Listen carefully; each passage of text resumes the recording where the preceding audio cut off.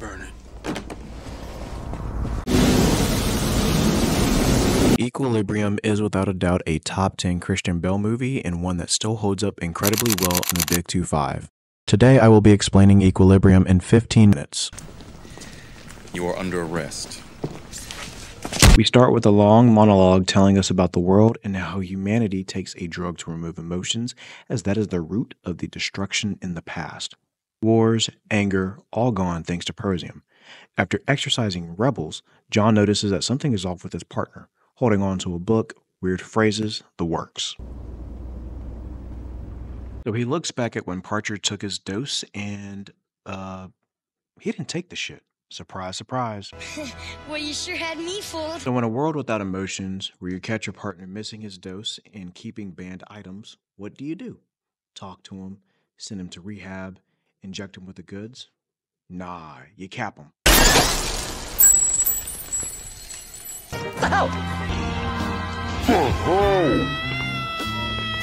To be fair, John doesn't have emotions, so while he did do it drugged up, I still think he felt something as much as he wants to deny it. After relieving his partner of duty, he is introduced to his new partner, Andrew. I was told this would be a career-making advancement. He seems to find him a bit off-putting. Why does Andrew smile so damn much? He hasn't even been on screen for 5 minutes, Brodusky. You're looking like Aaron the plumber. Yeah, I'm saying in a real way, though. In a real way. In a real way. Are you going to ruin this fucking moment? I absolutely have to. Andrew drops John off at home and his son asks, I saw Bobby Taylor crying today. He didn't know, but I saw. Do you think I should report him? The next day, while John is in the bathroom, he knocks his dose off the counter and his son appears out of nowhere. What are you doing? What are you doing? If that was my son, I don't even know how they do it. To live in a society where kids talk like that to their parents? Oh, hell no! Hell no! He tells him he'll get a replacement dose at Equilibrium, and over breakfast, his son already told his new partner, who's also going to pick him up. No. Fuck.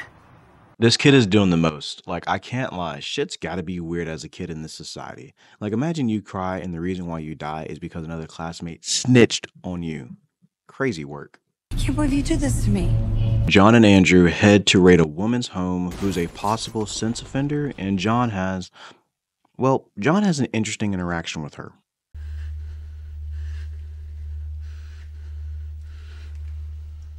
Look at you. It kind of makes you wonder if the effects of Persium are that quick if you don't take it, because we still haven't seen him take his replacement dose. They discover a hidden room full of contraband and she tries to shoot them, fails, and Andrew also tries to shoot her back. Oh, that's cute. Brother, are you trying to get killed? You're experiencing withdrawals. It can't be that bad. Damn it, it's bad. It's bad. He says we still need her, which is a good save because there's no way she collected all that by herself. That's smart. At her interrogation, we get a scene that really gives us the entire focal point of the movie. Why are you alive? I'm alive.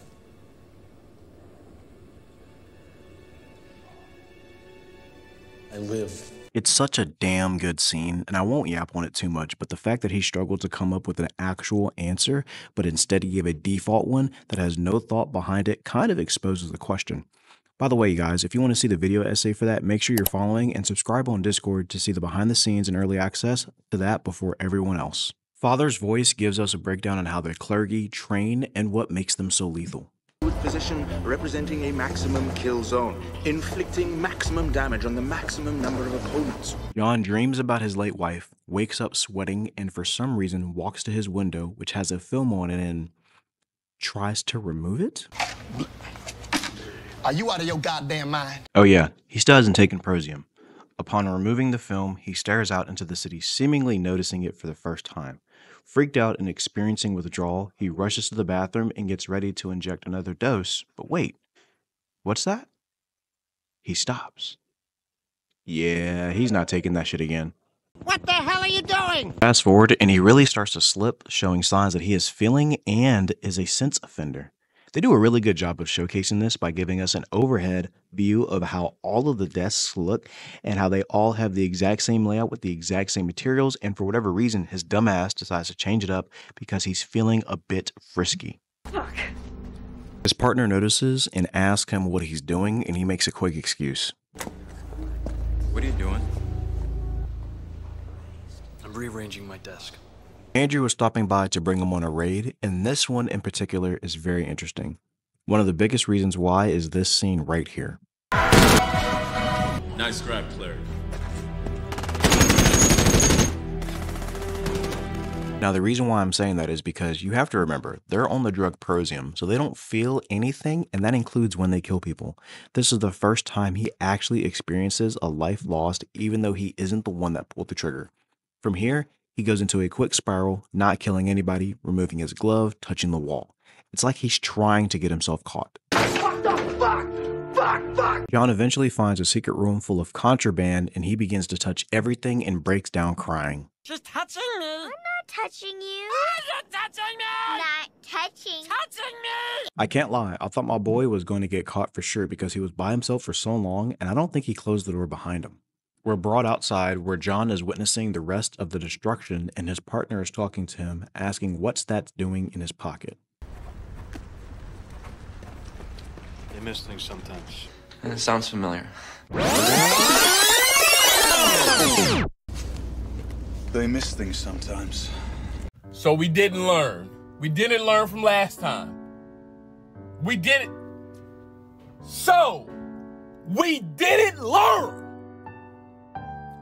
Comprehension. We didn't learn. He's doing exactly what his partner did and what got him killed. Idiot. They also find some dogs and they...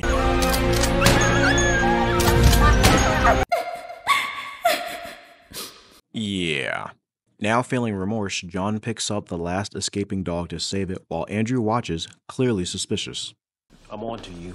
He continually has conflicts with what he's doing, and we see this a lot whenever he has discussions with Father's voice. To it, Father's will.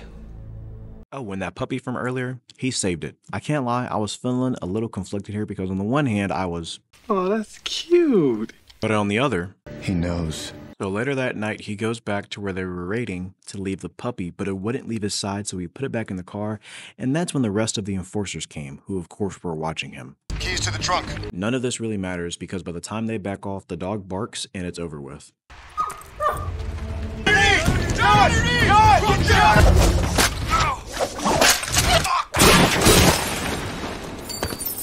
I just really want to know what they thought they were going to do against him.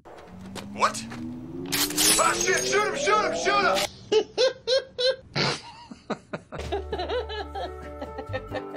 This is like a regular police officer trying to find a Navy SEAL or a SWAT team member. Now back home, my boy John is training, and during that, Andrew arrives and becomes his sparring partner while of course trying to mess with him psychologically. There are theories. Anyways, he tells John they're about to conduct a raid. On this raid, John stumbles into some rebels before everyone else and tells them to get out. Of course they don't believe him and they think it's a trap. I know this sounds crazy, but I'm suspicious. You're dead. Don't do it. He'll shoot us in the back. He's gonna shoot you. I'd shoot you in the face. Now go. Eventually they follow him, but as he's trying to lead them out, he stumbles into the others and he has to exorcise them. He runs into his partner Andrew, who thanks him for catching the rebels. Teamwork. Don't you think? Now, of course, this interaction with Andrew was a complete trap, and Andrew wanted to use it in order to gauge whether or not John was a sense offender, and I've got to say, hats off to John. He played it off pretty smart. I think in the end, it'll be better if you have it. The rebels still die, though not by John's hand, and after this, he goes back to interview the woman that they arrested and interrogated earlier. Come to find out, his original partner had an intimate relationship with her, and on the back of a photo, John finds the word freedom. He was a Grammaton cleric first class. You knew him. John makes an assumed connection because there's only one place in the city that has the word freedom on it. It's called Freedom Reading, Block 42. You're an offender. I'm not, no. Why are you so scared of me?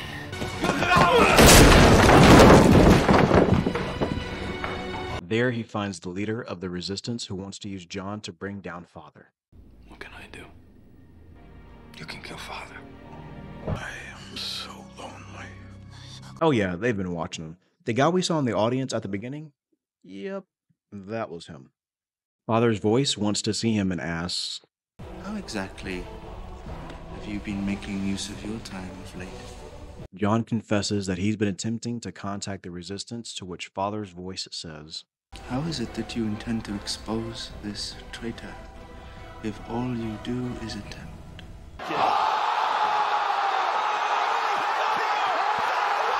Yeah, I didn't expect that either. John rewatches when his wife was executed. I didn't tell you that, did I? Nope, I sure didn't. Right after John became suspicious of his partner in the beginning, Father's voice brought him in to talk and asked if he had felt anything when his wife was executed, to which he said, Sorry, I don't fully understand, sir. Now, upon watching her execution and him now having feelings, he bawls in public, to which, of course, his lovely and close partner Andrew shows up and says, You are under arrest. Andrew then paraded John around the workplace and exposes him gloating.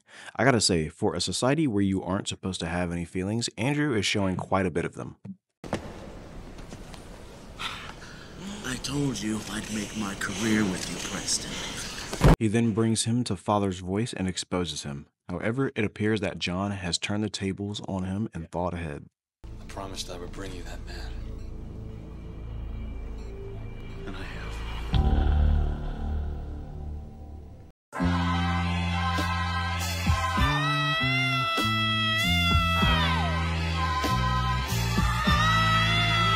Hey, look, I can't lie. John played that smooth as hell, if I do say so myself. I'm not feeling. Are you sure? Exhibit A. You didn't like the way it was before? You are under arrest. I don't know if I should believe you. John then tells Father's voice that he wishes to meet Father, to where he says, Yes, but cleric, you know that Father never grants an audience to anyone. Even to the man who brings him the resistance. Yeah. 3-some die for my heavy feet. 3.5 just to help me sleep. Father's voice then tells him that his place is going to be inspected, of course, per procedure, and John states that he's fine with it. A few moments later. They don't find anything, and it turns out that his son found his doses that he hasn't been taking. What a relief. Hello. Since Mom. That's my boy. So the kids have been on the take since their mother died, and I gotta say, the boy played it off extremely well. John meets with the resistance, calls the vice consul, and tells them that he has found the resistance. They get arrested, and the plan is in motion. John is taken to meet Father, where he has to surrender his sword and do a lie detector test. At this moment, Andrew appears, which visibly surprises John as he is whisked away. What is going on? At this moment, it's revealed that they knew what John was doing and they were playing him this entire time.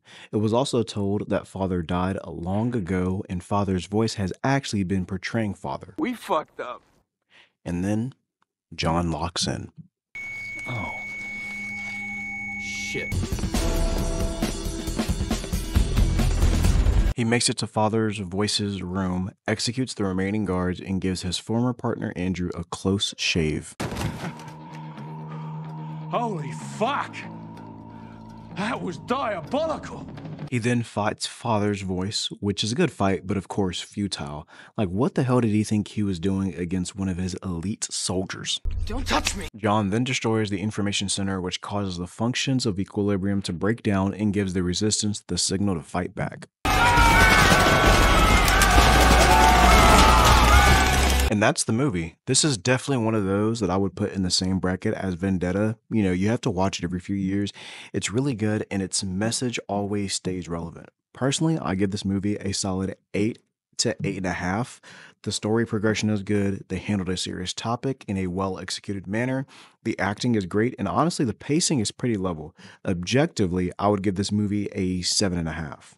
Thank you to all of my subscribers on Discord. If you would like to see my content and want to support or just be part of a community that discusses cinema, current shows and movies, or wants suggestions on what to watch, this community is for you. If you enjoyed this video, check out my Power Rangers Explained video by clicking here. If you enjoy quality cinema and are tired of all of the bad movies and shows made today, turn on notifications so you can see more videos like this on quality cinema from video essays, edits, commentary, and more. This is the home of quality cinema.